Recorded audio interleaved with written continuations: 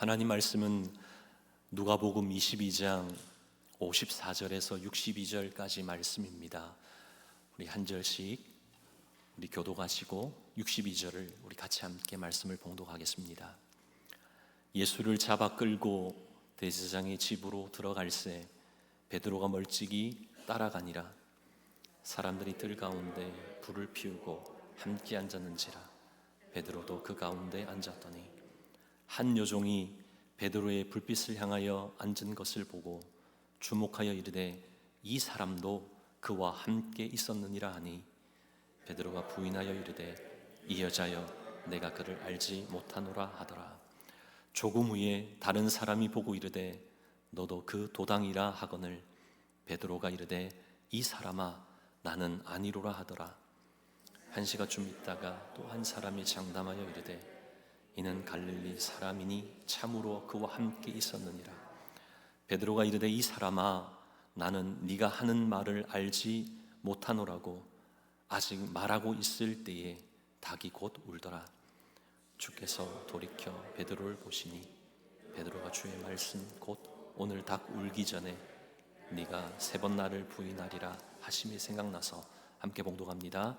밖에 나가서 심히 통곡하니라. 아멘. 살아계신 하나님 말씀입니다. 작심삼일이라는 말 잘 아시죠?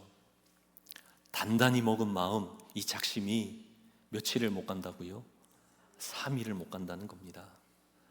결심이 굳지 못하고 흐지부지 되는 것을 비유한 말이죠. 저희 가정에 2딸이 있습니다. 지금은 대학생과 고등학생입니다. 너무나 이쁘고요. 또 서로를 얼마나 위하고 아끼는지 참 사이좋게 지내는 그 모습이 너무나 좋습니다. 하지만 어렸을 때는 나이 차가 있음에도 서로 이기려 하더라고요. 그러다 보니 종종 싸웠습니다. 저는 2 아이가 싸우는 것을 보면 취했던 방법이 있습니다. 그것은 2 아이를 불러놓고는 잘못에 대해서 혼을 내고 나서는 서로를 바라보게 만들었습니다. 그러고는 서로 미안하다 하고 사랑한다 하면서 안아주라고. 여러분 한번 생각해 보십시오. 방금까지 싸웠습니다. 성질이 나 있고요, 성난 얼굴이잖아요. 그런데 그 얼굴로 미안하다라고 말하라는 거죠. 더군다나 사랑한다라고 하면서 안아주기까지 하라는 겁니다.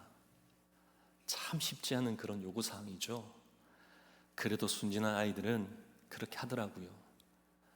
미안해라고 말하면서 서로 사랑해 하며 안아주더라고요. 그러고 나면 다시금 이 2 아이에게 묻습니다. 이제는 어떻게 할 거냐고. 이제는 어떻게 할 거예요? 그러면 어린 이 2 딸이 어떻게 이야기했냐면 동생이 아무리 내 인형을 가지고 놀아도 이제는 뺏지 않을 거라고, 언니가 아무리 맛있는 간식을 뺏어 먹어도 이제 절대 싸우지 않을 거라고 그렇게 다짐하며 이야기하죠. 그런데 어떻습니까?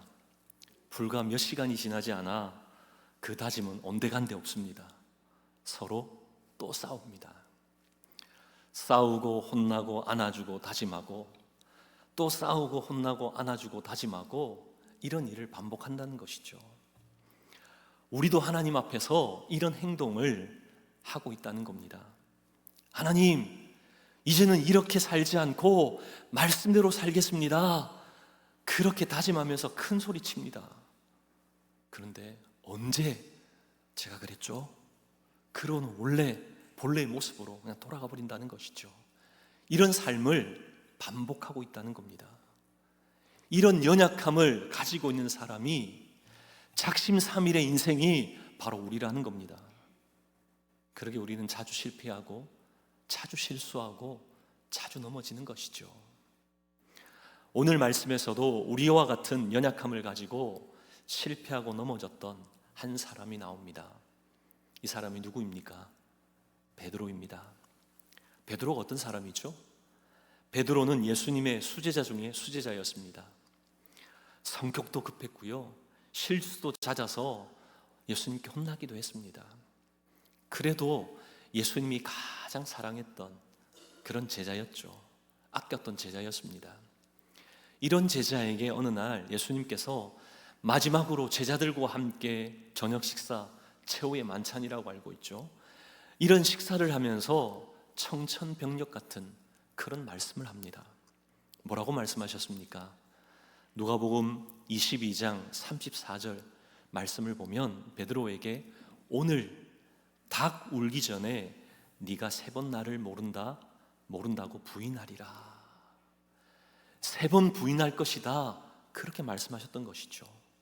그런데 이 말씀을 개인적으로 살짝 귓속말로 야, 너 나 부인한다?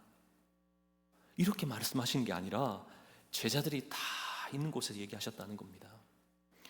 그래도 제자들 중에 제일 총애받는 사람이었고 믿음이 좋다라고 그렇게 인정받았던 베드로에게 공개적으로 말씀하신 것이죠. 그러니까 베드로가 어떻게 반응합니까? 뭐라고 얘기하죠? 오늘 말씀과 동일한 내용을 기록한 마태복음 26장 33절과 35절, 33절과 35절 말씀을 보면 나는 결코 주님을 버리지 않겠습니다. 그리고 거듭 뭐라고 또 말하죠? 내가 주와 함께 죽을지언정 주를 부인하지 않겠다라고. 거듭 저는 절대 주님 부인하지 않을 거라고 그렇게 자신 있게 당당하게 얘기했죠. 그러자 그 모습을 보았던 다른 제자들도 어떻게 합니까? 그대로 따라하잖아요. 주님 버리지 않겠다라고 그렇게 말했던 겁니다. 그런데 어떻게 되었습니까? 예수님이 붙잡히시던 그날 밤에 그렇게 당당하게 말했던 제자들, 약속대로 큰 소리 쳤던 그 모습대로 주님과 끝까지 함께 했습니까? 함께 붙잡혀 가서 신문받고 고난받고 어려움을 그렇게 함께 당했습니까? 아니죠. 다 도망갔고요, 뿔뿔이 흩어졌습니다. 그렇게 자신들을 아껴주었던 예수님을 버려두고 자기 살 길을 찾아서 그렇게 떠났던 겁니다. 정말 어리없는 그런 모습 아닙니까? 그러다 보니 예수님은 혼자서 홀로 처참하게 대제사장의 집으로 그렇게 끌려가셨던 것이죠. 그래도 도망하는 중에 양심에 찔림이 있었던 사람이 있었죠. 베드로였던 것 같습니다. 베드로가 찔림이 있었던지 다시금 돌아와서는 예수님을 멀찍이 서서 그렇게 따라갔던 것이죠. 그러다가 이제 예수님이 대제사장 집으로 그렇게 들어가게 되자 베드로 들어갔습니다. 그런데 성경에는 베드로 어디에 머물렀다 말씀합니까? 베드로는 밭갓들에 머물렀다. 근데 거기 보니 사람들이 날씨가 추웠는지 모여있는 사람들이 불을 피워놓고 함께 앉아서 그래 몸을 녹이며 이야기를 나누고 있는 겁니다. 베드로도 그 몸을 좀 녹이려고 그렇게 함께 불을 쐬려고 앉았죠. 근데 불빛에 그의 얼굴이 보였습니다. 근데 갑자기 한 여종이 베드로에게 56절 말씀을 보면 뭐라고 합니까? 이 사람도 그와 누굽니까? 예수님과 함께 있었다. 그렇게 얘기하잖아요. 여러분 이 장면 한번 상상해 보십시오. 이 사람도 그와 함께 있었던 사람이다 이 말을 들었을 때 주위의 반응이 어떠했을까요? 아마 주변에 있던 사람들이 일제히 고개를 들어서 베드로를 찾아봤을 겁니다. 그때 베드로의 심정이 어떠했을까요? 가슴이 콩닥콩닥 뛰었을 것이고 식은 땀도 나고 온몸이 그냥 부들 떨렸을 겁니다. 그리고 사람들이 심상치 않은 그 눈빛이 자신의 눈에 들어왔을 겁니다. 그 순간 변명하지 않으면 나도 꼼짝없이 끌려가겠구나. 아마 이 느낌, 이것을 직감하지 않았겠습니까? 그래서 베드로가 뭐라고 말합니까? 57절입니다. 함께 봉독하겠습니다. 베드로가 부인하여 이르되 이 여자여 내가 그를 알지 못하노라 하더라. 이 여자여 내가 그를 알지 못하노라. 예수님을 부인했던 베드로의 첫 번째 모습이잖아요. 그러고는 동일한 말씀이 기록된 마가복음 14장 68절과 마태복음 24장 71절을 보면 그 자리에 있을 수 없어서 앞들로, 또 다른 표현에는 앞문으로 나갔다라고 그렇게 말씀합니다. 이게 무슨 말입니까?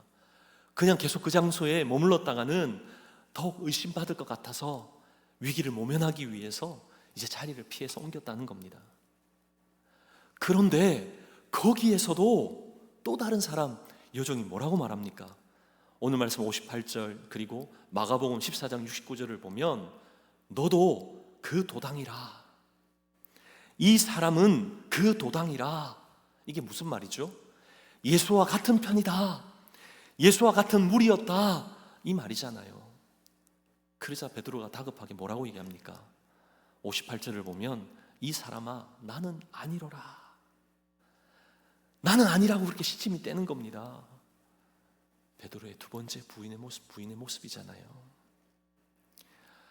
한 번 위기를 모면하는가 싶었는데 또다시 실패하고 넘어지는 그런 베드로의 모습입니다. 어디 그것뿐입니까? 이제는 다 지나갔겠지, 또 그렇게 마음 놓으면서 다른 곳에 와서 이제 힘을 가지고 있었습니다. 위기를 다 잘 넘긴 것 같고 완강히 부인하니까 딱 시침이 떼니 사람들이 믿어주는 것 같기에 이제는 좀 괜찮구나. 그래서 옮긴 장소에서 이 주변 사람들과 아마 대화를 나누고 있었던 것 같습니다.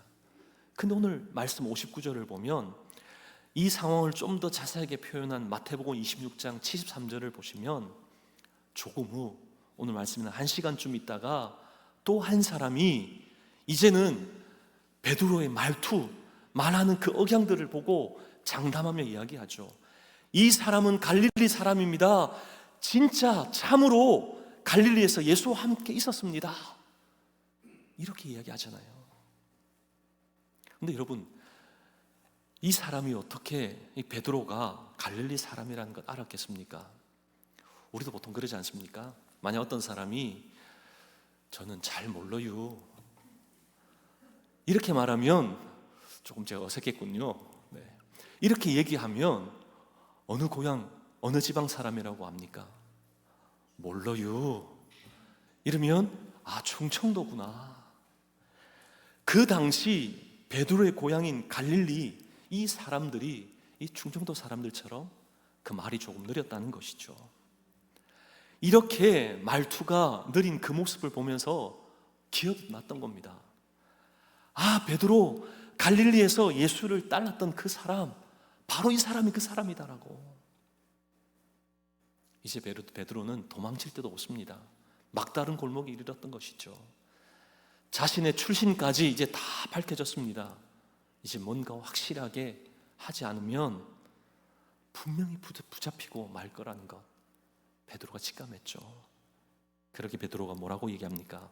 오늘 말씀 60절을 보면 이 사람아 나는 네가 하는 말을 알지 못한다, 그냥 이 정도로 표현되어 있는데요, 이것을 조금 더 상세하게 기록하고 있는 마태복음 26장 74절을 보면 그가 저주하며 맹세하여 이르되 나는 그 사람을 알지 못하노라. 베드로가 3년 동안 예수님을 따라다녔고 그렇게 그토록 아끼며 총애받고 사랑받았던 그 예수님을 부인하다 못해 어떻게 했다고요? 저주하며 모른다라고 맹세까지 했다는 겁니다. 여러분, 그래도 베드로는 예수님의 수제자였잖아요. 예수님을 사랑한다라고 여러 번 고백했던 그런 인물 아닙니까? 왜 이렇게 된 겁니까? 왜 이렇게 실패하고 넘어지는 걸까요? 베드로는 왜 3번이나 예수님을 부인하게 되었던 겁니까? 그 이유를 오늘 말씀에서 2가지로 함께 좀 찾아보기를 원합니다. 오늘은 이 2가지 이유 중에 첫 번째를 함께 살펴보면서 그 은혜를 함께 나누기를 원합니다. 베드로가 실패하고 넘어진 이유, 예수님을 부인하게 된 첫 번째 이유는 무엇입니까? 바로 그것은 예수님을 멀찍이 따라갔기 때문이라는 것이죠. 예수님을 멀찍이 따라갔던 겁니다. 오늘 말씀 54절을 보면 베드로가 어떻게 했다고 말씀합니까? 베드로가 멀찍이 따라가니라. 다른 제자들 다 도망갔습니다. 그래도 베드로 주님을 따라갔잖아요. 그럼 괜찮은 것 아닙니까? 그런데 가까이 간 게 아니라 적당한 거리를 두었다는 겁니다. 이 모습이 마치 신앙생활을 하고 있는 우리의 모습 아닙니까? 주님을 따른다라고 열심히 섬긴다고 하지만 우리 신앙의 당당함, 그거 나타내지 못하고요, 사람들의 눈치를 보면서 적당히 신앙생활하는 그런 우리의 모습 아니냐는 것이죠. 주님을 따르는 것 같지만 우리의 정체성이 분명하지 않아서 남들이 볼 때 예수를 믿는지 믿지 않은지 잘 분간하지 못하는 그런 모습이 우리의 모습 우리의 모습 아닌가라는 것이죠. 우리에게 왜 이런 모습이 보이는 겁니까? 왜 이렇게 하는 것이죠? 예수님을 믿는 사람으로 알려지면 우리 마음대로 살 수 없기에 행동에도 많은 조심을 해야 되고 여러 가지 불편과 제약이 따르기에 우리는 적당히 믿으려고 한다는 겁니다. 적당히 멀찍이 서서 그렇게 주님을 따르려고 하고 예배하려고 한다는 것이죠. 이렇게 하면 참 신앙생활하기 쉽습니다. 편리하게 취사선택해 가면서 그렇게 살 수도 있죠. 하지만 여러분, 그렇게 계속 살면 믿음 잃어버리는 것 한순간입니다. 매너리즘 빠지죠. 타성해졌고 틀에 박혀서 결국 구경꾼으로 전향한다는 겁니다. 구경꾼이 된다는 것이죠. 우리 이런 모습 어디에서 볼 수 있습니까? 어쩌면 우리 예배의 자리가 아닙니까? 그렇다고 우리가 예배를 안 드리는 건 아닙니다. 예배 드리죠. 근데 저 멀리서 베드로처럼, 구경꾼처럼 그렇게 구경하면서 우리에게 행사가 있는 것처럼 그렇게 참여한다는 겁니다. 그게 우리의 예배라는 것이죠. 저는 고등학교 다닐 때 제일 싫었던 하나가 있었습니다. 아마 여러분도 아마 있으셨을 겁니다. 야간 자율학습, 영교시, 교복, 두발검사, 학생주임, 기말고사, 막 옛 생각 막 떠오르시죠? 그 중에서도 저에게 가장 싫었던 것은 영교시 수업입니다. 이 영교시 수업이 뭐죠? 정규 수업 시작 전에 일찍 학교에 가서 등교해서 아침 자습이나 보충 수업을 받는 거잖아요. 근데 학생들에게 이 영교시 어떤 의미로 다가왔냐면 아무 기대가 없는 그런 수업 시간이 영교시였습니다. 선생님은 하나라도 더 가르쳐주고 싶어서 그렇게 영교 수업을 만들었는데 학생들은 영교시가 시작된 몇 분 지나고 나면 거의 앞줄 한두 줄 말고는요 모두가 다 잡니다. 전멸이죠. 제가 이 말씀 드리니 여러분 그렇지 않은 표정을 하고 계신데요, 여러분 그렇게 하셨잖아요. 다 조셨잖아요. 이처럼 우리도 예배를 드리지만 억지로 세수만 하고 나와서 그렇게 수업에 참여하는 영교시 수업과 같은 그런 우리의 예배가 아니냐는 것이죠. 오늘도 우리 하나님은 하늘문을 여시고 우리에게 은혜를 부어주고 싶으신데 막상 예배를 드리러 나온 우리는 영적으로 잠들어 있다면 얼마나 우리 주님이 안타까워 하시겠습니까? 얼마나 우리 주님 마음이 속상해 하실까요? 그런가 하면 한편 우리가 예배를 드리면서 강력한 주의 임재를 경험해 본 적이 있습니까? 하나님 앞에 서면 얼마나 좋을까? 오늘도 하나님 앞에 나와서 어떠한 은혜를 받고 어떻게 나를 만져주실까? 그런 가슴 떨림으로 주님 앞에 나와 예배 드려 보신 적이 있습니까? 만약 그렇게 예배 드릴 수 있다면 그 예배가 우리 생애 가운데 이루어지는 부흥회인 줄 믿습니다. 일주일마다 하나님의 임재가 있는 예배가 되면 우리에게는 다른 부흥회는 필요 없죠. 바로 매주일이 우리의 모든 예배가 부흥회가 되는 것이죠. 요즘 많은 교회가 예람 월십이라고 하는 그 찬양팀의 찬양을 참 많이 부르고요, 아마 여러분도 아실 겁니다. 한국에는 이 예람 월십 찬양 집회가 열리면 많은 우리 아이들, 특히 우리 10대, 20대, 30대, 40대 이런 젊은이들이 참여합니다. 이 예람 월십은 부산 동네 중앙교회 청년들로 구성된 그런 찬양팀입니다. 그런데 이 찬양팀의 특별함이 무엇이냐면 아마 직접 참여해 보시거나 유튜브 영상으로 아마 보신 분들은 느끼셨을 겁니다. 이들의 찬양과 예배 가운데는 하나님의 임재와 성령의 역사하심이 있다는 것이죠. 온갖 상처로 열등감으로 가득 차 있던 그런 학생들이, 그런 청년들이 찬양과 예배를 통해서 변화되는 그런 모습들이 보인다는 겁니다. 찬양 가운데 하늘 문이 열리고 하나님을 깊이 만나는 예배의 자리로 나가는 것이죠. 다른 주변 사람에게 의식하지 않습니다. 신경 쓰지 않죠. 홀로 하나님과 독대하는, 주변에 많은 사람이 있지만 하나님께만 집중하는 그런 예배를 드린다는 겁니다. 그렇게 수많은 청년들과 청소년들이 함께 모여서, 학생들이 모여서 세상에서 그 누구도 흉내낼 수 없는, 세상에서 가장 평안한 모습, 가장 행복한 그 얼굴로 하나님을 찬양하고 예배하는 겁니다. 우리도 그런 예배해야 하지 않겠습니까? 하나님의 형상이 회복된 모습으로 하나님이 통치하심 있는, 하나님의 역사하심 있는 그런 예배의 자리를 사모해야 하지 않을까요? 예배 때마다 하나님 임재를 경험하면 매 예배는 부흥입니다. 우리의 인생의 놀라운 변화를 경험하게 되는 줄 믿습니다. 지금 이 시간에도 이곳에 계신 하나님을 인격적으로 만나는 그 순간 놀라운 역사가 일어날 줄 믿습니다. 마음의 상처, 트라우마, 상한 심령, 갈등, 의심, 염려, 걱정, 열등감, 이 모든 것이 사라지고 치유되고 하나님 안에서 주시는 자유함을 누리게 하실 줄 믿습니다. 이전까지는 제멋대로 자기 위주로 살았던 인생이 이제는 주님을 위해 살겠다라고 그런 결단의 역사가 일어나는 것이죠. 이런 예배가 우리 예배 되기를 원합니다. 그러기에 여러분 부탁드립니다. 예배 시간에 딱 맞춰서 오지 마시고요, 늦게 오지 마시고요, 조금 일찍 10분이라도 일찍 나와서 하나님의 임재를 기대하고 소망함으로 기도해 보십시오. 우리 특히 10시 40분에 예배를 위해 중보 기도가 있습니다. 혼자서 기도하기 힘드시면 그 자리에 나오셔서 함께 기도해 보십시오. 기도한 이후에 드려지는 예배 가운데 하나님께서 하늘 문을 여시고 놀라운 은혜를 쏟아 부어주실 줄 믿습니다. 왜 그렇습니까?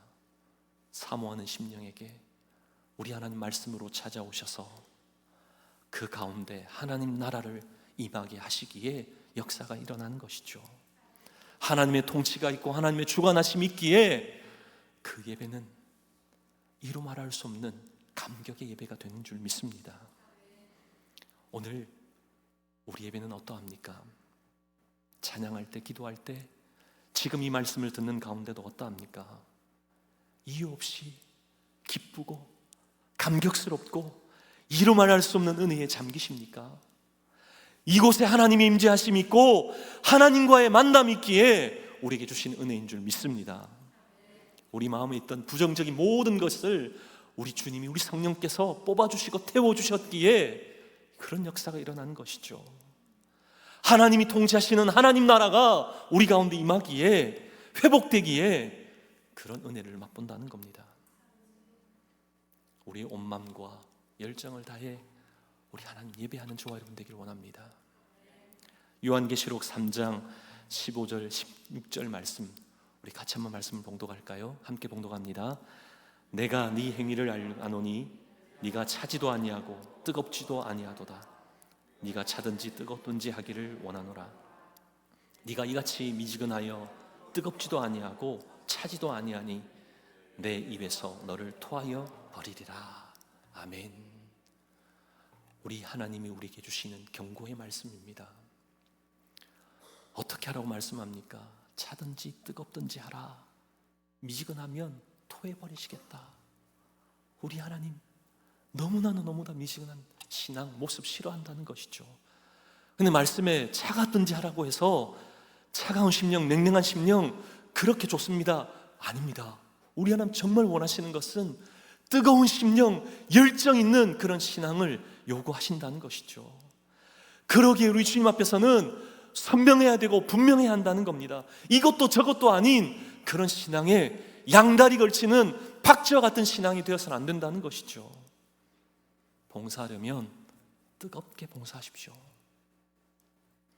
예배 드리시려면 뜨겁게 예배 드리시기를 바랍니다. 이번 주 토요일 뭐 있죠? 네, 어린이 도시 선교가 있습니다. 우리 귀한 어린 영혼들을 만날 수 있는 축복의 자리입니다. 이 일 누군가 하겠지, 이런저런 이유, 이것 때문에 참석하지 못한다. 나 말고 열심히 있는 사람이 하겠지. 멀찍이 서 있는 구경꾼입니다. 주님이 나 같은 사람을 사랑해 주셨다는 그 구원의 감격이 있다면 죽어가는 영혼 그냥 멀찍이 볼 수 없잖아요. 그냥 지나칠 수 없기에 말씀을 전할 수 있는 그 기회가 주어질 때 나가는 겁니다. 기회, 우리 하나님이 우리에게 정하신, 우리 어제 말씀을 나누었던 것처럼, 토요 새벽에 말씀을 나누었던 것처럼 카이로스, 하나님이 우리에게 정한 그 시간, 기회 주실 때 우리는 붙잡아야 하잖아요. 그 주시는 기회가 우리에게는 얼마나 복된 그런 시간입니까? 뜨겁게 반응할 수 있는 이번 도시선교에 여러분 그 기회에 함께 참여하시길 원합니다. 마음 다해서 상황과 여건이 그렇지 아니해도 예수님 때문에 우리가 예배할 수 있고 예수님 때문에 구원받았다면 우리 아이들에게도 그것 전해야 하지 않을까요? 힘써 그 일을 감당하는, 뜨겁게 그 일을 감당하는 저와 여러분 되기를 축복합니다.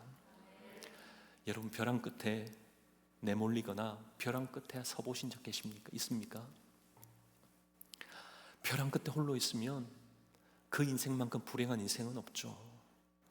근데 그 자리에서도 우리 하나님이 함께 계시면 이것은 그 벼랑이 우리 하나님의 은혜로 아름다운 간증으로 바뀌게 하신다는 겁니다. 그 벼랑 끝에서 우리 하나님을 인격적으로 만나는 그 순간 그 벼랑은 더 이상 벼랑이 아닌 것이죠. 우리에게는 아름다운 간증으로 바꾸신다는 겁니다. 자주 실패하고 넘어지는 그런 삶의 자리에서도 거기서 우리 하나님을 만나면 우리 입술에 놀라운 믿음의 선포가 터져 나오는 것이죠. 제가 이전에 교회를 섬길 때 해군 투스타로 소장이죠, 전역하신 성도님 한 분이 계셨습니다. 이분은 군에 있을 때도, 그리고 전역하고 나서 공기업의 이사로 그렇게 일들을 할 때도 예수를 알지 못했다는 것이죠. 예수님 믿지 않았다는 겁니다. 하지만 느지막하게 이제 딸이 미국에서 시집을 가서 살기에 이제 딸을 보러 미국에 왔다가 예배 가운데 어쩔 수 없이 딸이 가자고 하기에 그렇게 예배에 어쩔 수 없이 나왔는데 한 주, 두 주 나오다 보니 예배 가운데 예수님 인격적으로 만났다는 것이죠. 예수님을 만나고 난 이후 자신이 발견한 그 깨달음, 그것을 순모임 가운데 간증하시는 겁니다. 군생활 중에 자신이 이제 장군 진급을 앞두고 있었는데 그 시점 부대에 사고가 나서 이제 책임져야 될 그런 상황이 생겼기에 진급할 수 없는 그런 상황이 자신에게 펼쳐졌던 것이죠. 그런데 갑자기 해군 그 고위 장성들에 있어서 문제가 생기므로 그 위에 많은 계급들이 줄줄이 그렇게 제대하게 되는 그런 일이 생겼다는 겁니다. 근데 운 좋게 자신도 기사회생을 해서 장군으로 진급하게 되었고 그 위에 투스타를 달고 제대하게 되어졌다는 겁니다. 그저 그 당시에는 예수님 알기 전에는 운이 좋아서 사람들이 자신을 잘 보고 많이 도와주었기에 진급했다라고 생각했는데 예수님을 믿고 난 이후 생각해 보니 하나님이 도와주셨기에 가능했다라고, 하나님의 은혜였다라고 그렇게 시각이 바뀐 그런 깨달음을 얻었던 그 사실을 손들고 간증하며 나누는 겁니다. 벼랑 끝에 있는 그 순간 우리가 예수님 만나지 못하면 그저 우리의 운이고 우리의 인생살이 뭐 그냥 그렇게 흘러가고 살아가는 것이지 그렇게 여길 수밖에 없고 그렇게 치부할 수밖에 없습니다. 그러나 그 순간에 우리 주님을 만나는 그 순간 우리의 인생은 역전되는 줄 믿습니다. 우리 하나님이 우리의 인생 가운데 역사해 주셔서 그 벼랑 끝 인생이 하나님 앞에 아름다운 간증 있는 인생으로 바꿔주신다는 것이죠. 사명자로 살게 하신다는 겁니다. 자주 실패하고 넘어진다 할지라도 그 자리에서 우리 하나님 만지심 있고 우리 하나님 손길을 깨달을 수만 있다면 더는 멀찍이 서 그렇게 신앙생활하는 자가 아니라는 겁니다. 사랑하는 자와 여러분, 오늘 우리는 주님과의 거리가 어떻습니까? 멀찍이 적당한 거리를 두며 그렇게 믿음의 생활 그렇게 살고 있습니까? 예수님 부인하고 자주 실패하고 자주 넘어지는 그런 인생으로 그냥 그렇게 살아가는 게 어쩔 수 없는 인생이지, 낙담과 좌절하며 그렇게 살아간 그런 우리의 모습입니까? 어떻는지 한번 점검해 보시기를 바랍니다. 베드로가 멀찍이 주님을 따라갔던 그 이유, 우리는 분명 알아야 하는 것이죠. 그렇게 살면 우리 주님 부인하기 십상입니다. 실패하고 자주 넘어지는 이유, 예수님을 멀찍이 따라갔기 때문이잖아요. 이제 우리도 습관에 젖은 우리의 신앙의 모습 털어버리기를 원합니다. 뜨거운 신앙, 열정 가지고 예배도, 기도도, 헌신도, 성경 공부도, 선교도, 우리에게 맡겨진 모든 일도 뜨거운 신앙 가지고 열정의 사람으로 살아내기를 원합니다. 그렇게 이번 한 주간 살아낸 이후 다음 주 함께 모이실 때 하나님, 저 이렇게 살았습니다. 멀찍이 신앙생활 하지 않고 우리 주님께 딱 붙어서 하나님께 더 가까이 나가는 그런 믿음의 삶을 살았습니다. 이런 놀라운 감정이 있는 저와 여러분 되시기를 주님의 이름으로 축복합니다.